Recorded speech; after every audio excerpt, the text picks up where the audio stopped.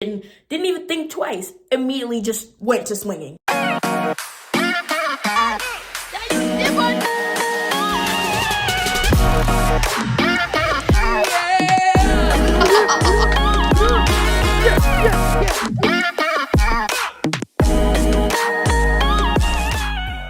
Hey guys, what's up? Welcome back to another YouTube video, and today I'm going to be doing a story time. I don't know why I decided to whisper that, but as you could probably tell by the caption, today's story time is going to be about the first time I ever got into a fist fight. Yeah, so here we go. So let me start off by saying that like my whole minor life, so ages 1 to 17, I was great. I was an amazing kid. And then just something struck in my brain the second I turned 18.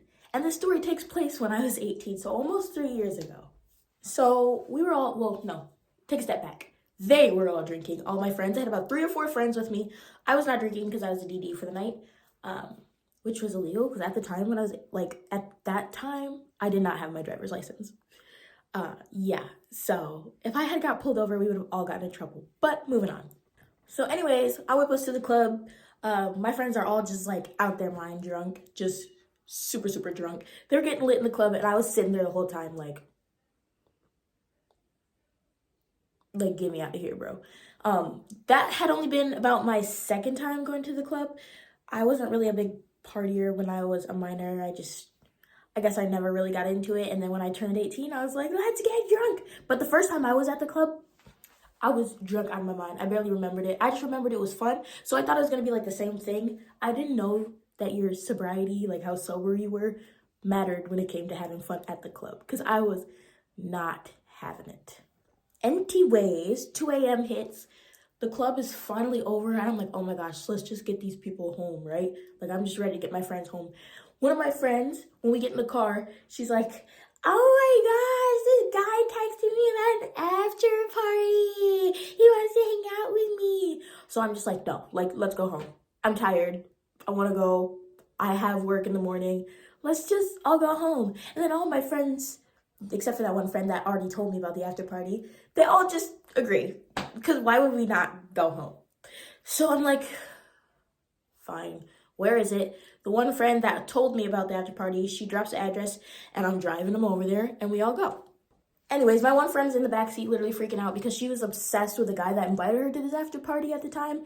And she, literally, all you can hear her is her in the back going, oh my God, there she's, spazzing at this point. And my other friends are just excited to keep partying because their night is not done. I wanted mine to be done. I was so over with the night. I'm like, whatever, you know what? I could stay away for a couple more hours and then I'll drive them home and I'll go to sleep. I'm making sure they're getting out the car, make sure they're not face planting because my friends are all so drunk, they're literally teeter-tottering at this point. They're blasted. They're gone. Opening all their doors, getting them in the house, making sure they don't face plant. Ironically enough, I face plant because there's these steps that went into the house. They had a little patio thing. And I had these dirty, crusty shoes that I wore to the club because people spill drinks on me all the time. And I didn't want to wear nice shoes out to the club because, what sense did that make? I have another, pair of club shoes. Hold on. I'll just show them. Okay. So these are my current club shoes. You see how, nasty they are? These are just my old cheer shoes. These are not the same pair from a couple years ago, but this is pretty darn close. But the ones that I was wearing were withered, really bad. The laces were darn near falling off. So I tripped over the laces and I land face first into this little blonde girl and I just send her tumbling over. So I stand up and I help her up and she's kind of wobbling a little bit. I guess, I don't know. I assume she was drunk as well. So when I stand up, I'm like, oh my gosh, I'm so sorry. I wasn't paying attention to where I was going. And she looks at me and she's like, watch where the you're going. So I'm like, all right, well, I deserve that. That's my bad because I did kind of send her tumbling. It is what it is. I apologized again and, the night continued. So we're in that place. My friends are all mixing and mingling. They're listening to music. They're twerking. They're doing what they do. I'm sitting on the couch because I'm so tired. I just want to go home. And I'm sitting there. I'm halfway asleep. And I open my eyes and I kind of just look around to see where my friends are at. And in like the corner of my eye, I see this girl like staring at me, the one that I bumped into. And she's like whispering to her boyfriend. She's like,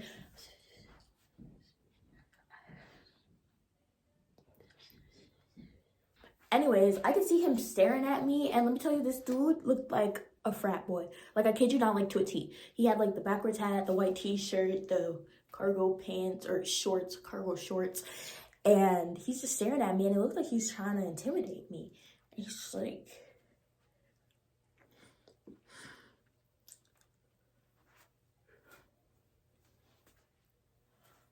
and you know, I obviously look extremely intimidating at all times. That's probably why he felt the need to intimidate me back, because he was scared. Anyways, I'm looking at him back, and I'm like, oh my God, bro, go away.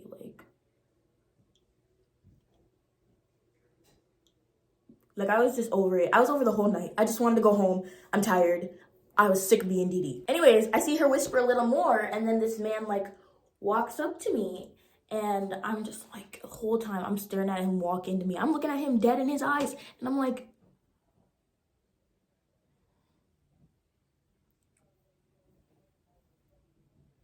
so finally, his little self finally makes it to the couch that I'm sitting on. He's like, you got a problem with my girl? And I bust out laughing. And I don't mean just a little like, tee. I mean like I'm clenching my stomach and I'm giggling and I'm like hyperventilating. So finally I collect myself and I'm like, nobody got a problem with your girl. I walked in here, I was being clumsy, tripped over my shoelace, brought her tumbling down. That's all there was to it. Like I said, I'm sorry, there's nothing else I can do. I can't make her tumble. I can't unfall on her.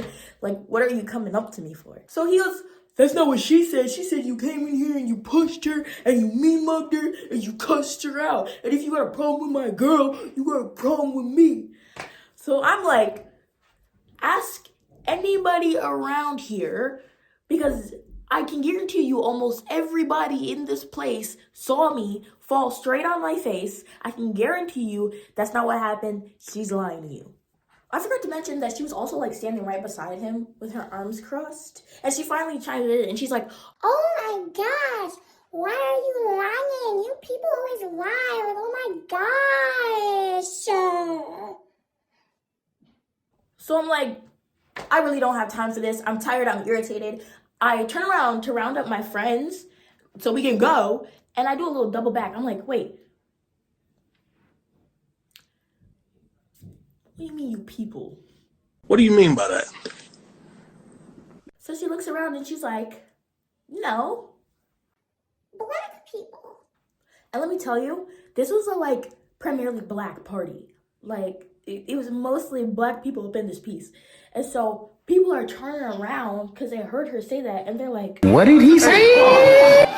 Yo, who invited her? So I'm just looking at her and I'm like, oh no, I'm finna wild out, gang.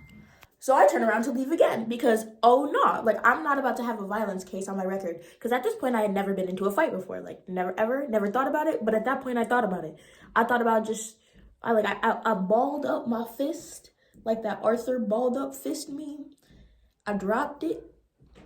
Because I was thinking she's probably just drunk or something. I just don't want nothing on my record. And I was really finna swing. So I just turned around to dip again. Yeah, so I grabbed up my friends. I told them what just happened. I was like, we need to leave her off in a tweak in this place, bro. Like, she just said that all black people are liars. Like, she's being racist. We gotta go. Turn around. We make it out the door. And we're almost to the car, bro. And I turn around and I see she's behind me. She followed me out the place, bro. So she yells at me. She's like, hey. Turn around. I'm like, oh my God, bro, I'm tired. I just want to go home, bro. So I'm like, what? And she's like, why did you just try to lie to my boyfriend? And I'm like, ma'am, you just said I suplexed you, cussed you out, your mom, your grandma, your dog. And then you said I mean mugged you afterwards. When I fell on you, that's it. I just fell. And I said sorry afterwards. It was like a total accident. And you trying to make it seem like I was trying to rob you or something. Like, that's crazy. You're the liar here. And not only that, Miss Girl, after, like, I caught you in a lie and I told your boyfriend you was lying, You are being racist. Like, that's crazy. So she said, how am I being racist? I literally didn't say anything racist. So I told her straight up, I was like, you said all you people do is lie. And when I asked you, what do you mean by you people? You said black people.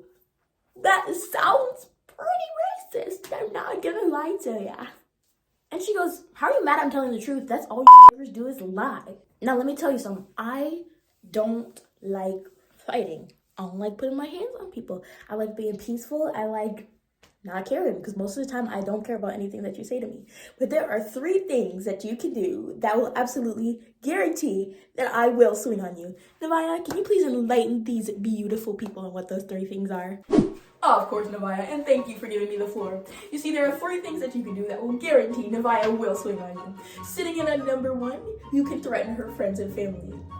Nevaya does not play about her pookies, and this will guarantee that you will have a haymaker thrown at you. Sitting at number 2, you can spit on her. I don't do spit. That's absolutely disgusting and disrespectful. And why is your spit leaving your mouth on purpose, especially if you're grown? I will punch you. And sitting in at number 3, you can be a white person that calls me the N-word with the hard R. That word has never been tolerated around me, and it never will be. Saying that word to me will guarantee that I will punch your kneecaps backwards. Back to you, Nevaya. Why, thank you, Nevaya. Anyways, wasted absolutely no time after that. Didn't even think twice. Immediately just went to swinging. So anyways, I got her to the ground, and I'm just swinging. She's not really fighting back, so I guess you could say this isn't my first fight. It's the first time I beat somebody up, because I really just beat her up. She was not swinging back. I was wailing on her, okay? So she's screaming, and she's like,